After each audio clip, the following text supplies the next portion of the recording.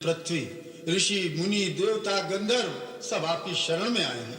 इनकी रक्षा कीजिए भगवान, रक्षा कीजिए, रक्षा कीजिए। पृथ्वी पर धर्म और सत्य का नाश हो रहा है प्रभु। पाप की शक्तियां बढ़ रही हैं। राक्षसों का राजा रावण अहंकार के मद में चूर होकर तीनों लोगों को अपने पांव तले रौंदने को तैयार है। देव, दानव, मनुष्य कोई उसका सामना करने की हिम्मत नहीं करता, क्योंकि स्वयं ब्रह्मा और महादेव ने उसे वरदान दिया है कि देव, दानव, नाग, किन्नर, गंधर्व किसी के हाथों से वो मारा नहीं जाएगा। प्रभु, आपकी सृष्टि का भार धारण करना मेरा धर्म है, परंतु जब धर्म की जगह अधर्म का राज होता है तो अधर्म से अनाचार, अनाचार से भ्रष्टाचार और भ्रष्टाचार से अत्याचार की ज्वाला भड़क उठती है। जब अत्याचार इतने बढ़ जाते हैं तो देखिए, पाप की ज्वाला में मेरा शरीर जलने लगता है। प्रभु, मेरी रक्षा कीजिए। पृथ्वी त्राही त्राही कर रही है करुणा निधान। जब वो अभिमानी चलता है तो ऐसा प्रतीत होता है मानो धरती को अपने पैरों तले कुचल रहा हो। असुरों के आतंक से धर्मशील जनता चीत्कार कर रही है। उसके सैनिक लोगों को त्रास दे रहे हैं।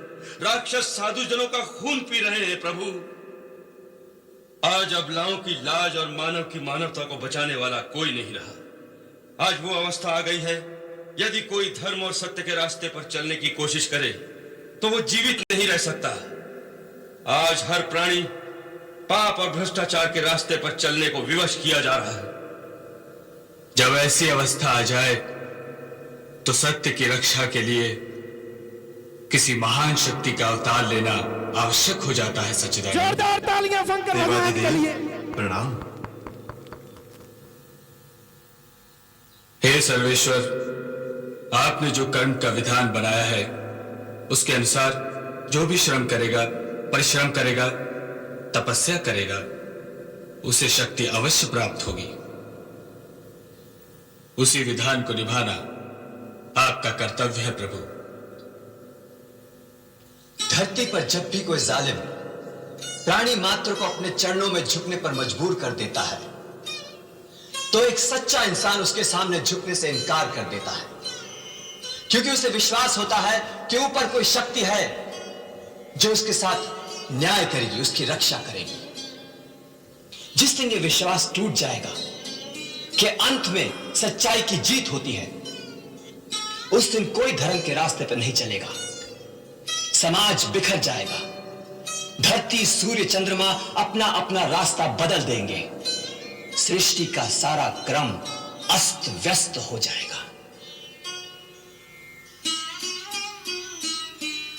देवगुरु बृहस्पति ठीक कहते हैं प्रभु। यही वो समय है जब ईश्वर का अवतार लेना आवश्यक होता है। त्रिपुरारी, पापी के पाप में ही उसके नाश का बीज छुपा रहता है। जो रावण यह समझता है कि उससे बढ़कर कोई शक्ति नहीं रही, उसका नाश भी उसी अहंकार में छुपा हुआ है। उस अहंकार के कारण उसने वरदान मांगते समय मनुष्य और बानर के हाथों न मरने का वरदान नहीं मांगा था। जिस मानव को वह कीड़े मकोड़ों की तरह तुच्छ समझता है, उसी सामान्य मानव के रूप में मैं अवतार लेकर उसका मान भंग करूंगा।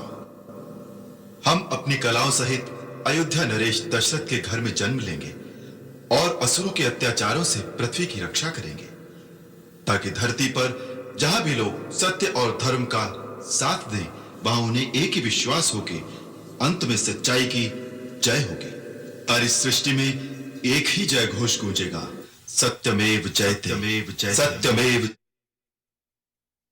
अभी प्रस्तुति और भी चल रही है, स्टेप बदल रहा है। जैसे जैसे